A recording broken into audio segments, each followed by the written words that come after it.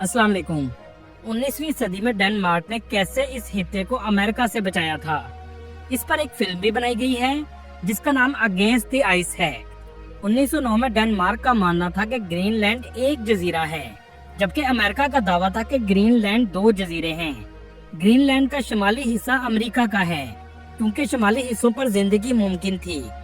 Denmark ने Greenland पर Alabama नामी जहाज भेजा, जिसमें 2 लोगों को इस मिशन को पूरा करने का काम सौंपा गया, जिनमें एवर्सन और माइकलसन शामिल थे। इनका ख्याल था कि वो कुछ हफ्तों में काम करके वापस आ जाएंगे। मुश्किल हालात की वजह से ये सफर कई महीनों तक फैल गया। मुश्किल तरीन मुसाफत के बाद ये दोनों शख्स उस मकाम पर पहुंचे जहां अमेरिका के मुहिम जो रॉबर्ट हैरी ने अपना झंडा गाड़ा था। वहां पहुंचकर इन्होंने एक डब्बा हासिल किया जिसमें रॉबर्ट हैरी का नोट लिखा था कि ये इलाका दरअसल ग्रीनलैंड का ही हिस्सा है और ये अमेरिका से नहीं जुड़ा। और यही बात साबित करने के लिए डेनमार्क की गवर्नमेंट ने इन्हें भेजा था। ये सबूत तो इन दोनों को मिल गए, लेकिन असल मुश्किल अब शुरू होने वाली थी। वो जिस रास्ते से आए थे उन्होंने वहाँ खाने के डब्बे छोड़े थे ताकि वापसी पर इस्तेमाल कर सकें, लेकिन बर्फीले तूफान की वजह से वो डब्बे भी गायब हो गए।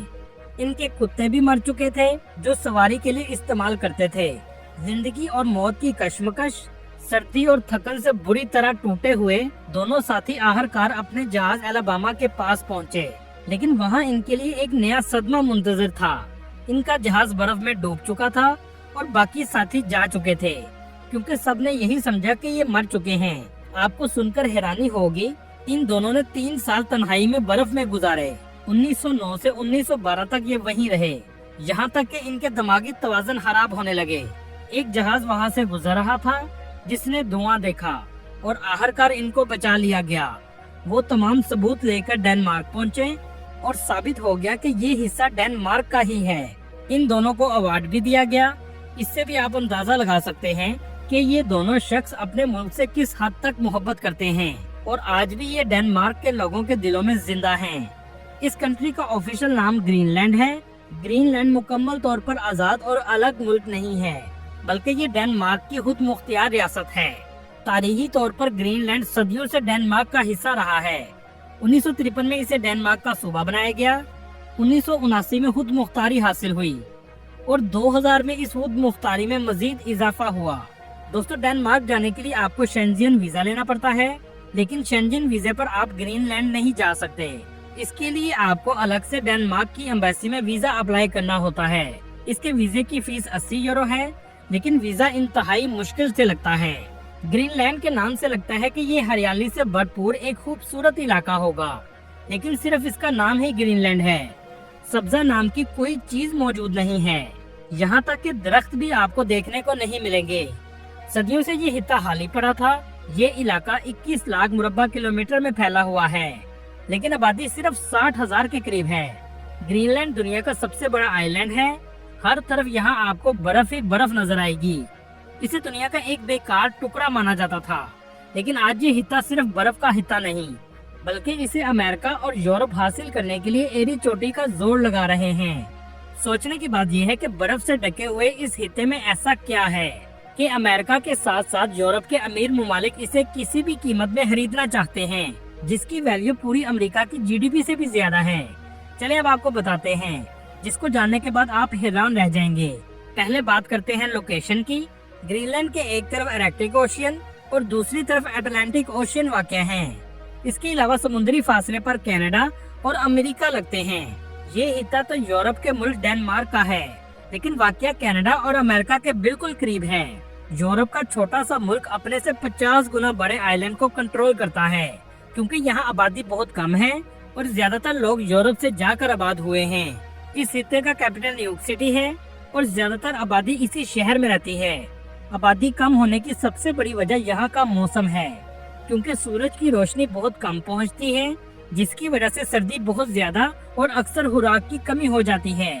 ज्यादातर शहर इसके किनारे पर वाक़या हैं, क्योंकि दूसरे हिस्से से आने वाली गर्म हवाएं इसके किनारे पर मौसम को रहने के काबिल बनाती हैं। 80% ग्रीनलैंड बर्फ से ढका हुआ है। अगर यहाँ की कंडीशन इतनी मुश्किल है तो अमेरिका यूरोप ग्रीनलैंड को क्यों हासिल करना चाहता है? चले हम आपको बताते हैं। इसका जवाब है ग्लोबल वार्मिंग। जैसा कि आप जानते हैं, आज ग्लोबल वार्मिंग की वजह से कहीं सैलाब और कहीं सुनामी और कहीं ग्लेशियर फट रहे हैं। इस ग्लोबल वार्मिंग की वजह से ग्रीनलैंड का दर्जा हरारत भी बढ़ना शुरू हो चुका है, जिससे यहाँ की बर्फ तेजी से पिघल रही है और पिघली हुई बर्फ समुद्र की सतह को भी बढ़ा रही है।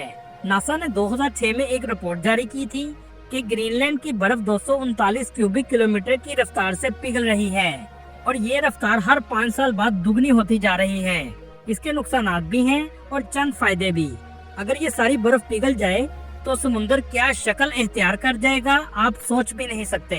200 गीगाटन बर्फ हर साल पिघल रही है। साइंसदानों के मुताबिक ये बर्फ अगले 40 से 50 सालों में पिघल जाएगी, जिसके बाद समुद्र का लेवल 7 मीटर तक बुलंद हो जाएगा। दुनिया के बहुत से साहिल समुद्र शहर डूब जाएंगे, जैसे Miami, San Francisco, Florida, California, Belgium, Venice, Alexandria of Egypt और मालदीव्स वगैरह शामिल हैं। दोस्तों, इसका असर सिर्फ समुद्र पर नहीं पड़ेगा, बल्कि जमीन की गर्दिश की रफ्तार भी कम होना शुरू हो जाएगी। यहाँ मैं एक क़यामत की निशानी का जिक्र करना जरूर चाहूँगा कि क़यामत की निशानियों में से एक निशानी ये है कि सूरज मशरिक की बजाय मगरिब से निकलेगा। दोस्तों, जैसे इसकी वजह से जमीन की गर्दिश आहिस्ता हो रही है और मुकम्मल रुकने के बाद अगर जमीन दूसरी रुख की जानब घूमना शुरू हो गई तो ये निशानी भी आसानी से पूरी हो जाएगी। बेशक अल्लाह हर चीज पर कादिर है, बाकी ये कैसे पूरा होगा ये अल्लाह बेहतर जानता है। दोस्तों, बर्फ पिघलने के बाद अमेरिका क्या हासिल करेगा, चले अब आपको बताते हैं। जब ये सारी बर्फ पिघल जाएगी तो एक बड़ा हिस्सा बनकर सामने आ जाएगा, जो बिल्कुल अपने नाम की तरह ग्रीनलैंड होगा। मतलब हर तरफ आपको सब्जा नजर आएगा। इस बर्फ की मोटाई 3 किलोमीटर है। आपको लग रहा होगा कि ये ज्यादा मोटाई नहीं है, लेकिन जिस समुद्र को आप सबसे गहरा समझते हैं, इस समुद्र की औसत गहराई 3.7 किलोमीटर है। बर्फ इतनी ज्यादा होने की वजह से ग्रीनलैंड की जमीन बर्फ के वजन की वजह से नीचे जा चुकी है। जैसे ही बर्फ खत्म होगी, ये जमीन ऊपर आना शुरू हो जाएगी। इसे आइसोस्टैटिक रिबाउंड कहते हैं। दोस्तों, 2013 में अमेरिका ने टेक्नोलॉजी की मदद से ग्रीनलैंड की बर्फ के नीचे का एक 3D नक्शा बनाया था, जिससे पता चला कि ग्रीनलैंड के नीचे सिर्फ बर्फ नहीं बल्कि एक वादी है, जिसे दुनिया की सबसे बड़ी छुपी हुई वादी कहते हैं। जब ये बर्फ पिघल जाएगी, ये वादी साफ पानी से भर जाएगी, जो दुनिया का सबसे बड़ा साफ पानी का रिसोर्स बन जाएगा। इसके अलावा ये हिस्सा कुदरती जहायर से भी भरा हुआ है। एक रिसर्च के मुताबिक इस जमीन के नीचे 412 बिलियन बैरल हाइड्रोकार्बन मौजूद है, जो पूरी दुनिया का कुल ऑयल रिजर्व का 13% है। इसके अलावा दुनिया के 30% कुदरती गैस के जहायर भी मौजूद हैं। अब आप खुद सोचिए, दुनिया के ऑयल और गैस के जहायर का इतना बड़ा हिस्सा एक ही जगह इस हिस्से में मौजूद है। इसलिए अमेरिका ने डेनमार्क को कई बार ग्रीनलैंड खरीदने की ऑफर की है, लेकिन डेनमार्क ने हर दफा इनकार कर दिया, क्योंकि डेनमार्क जानता है कि ग्रीनलैंड बेच दिया तो इसे भी रूस की तरह पछताना पड़ेगा। जी हाँ, रूस ने अमेरिका को सस्ते दामों अलास्का बेचा, जिसके बाद अमेरिका आज वहाँ से कुदरती जहायर निकालता है। दोस्तों, यहाँ आप सोच रहे होंगे ग्रीनलैंड की इन चीजों के बारे में अमेरिका को कैसे पता चला।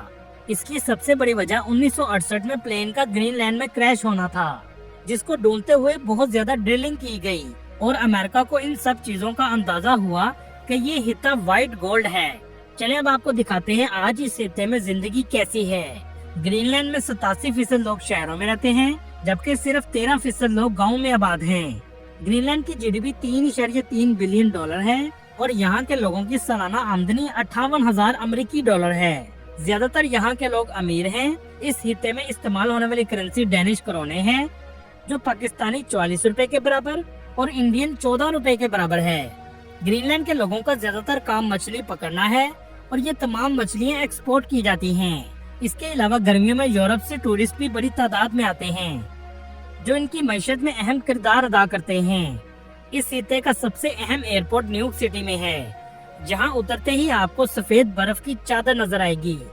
यहाँ के लोग ग्रीनलैंडिक जुबान बोलते हैं। इसके अलावा डेनिश और इंग्लिश जुबान भी बोली जाती है।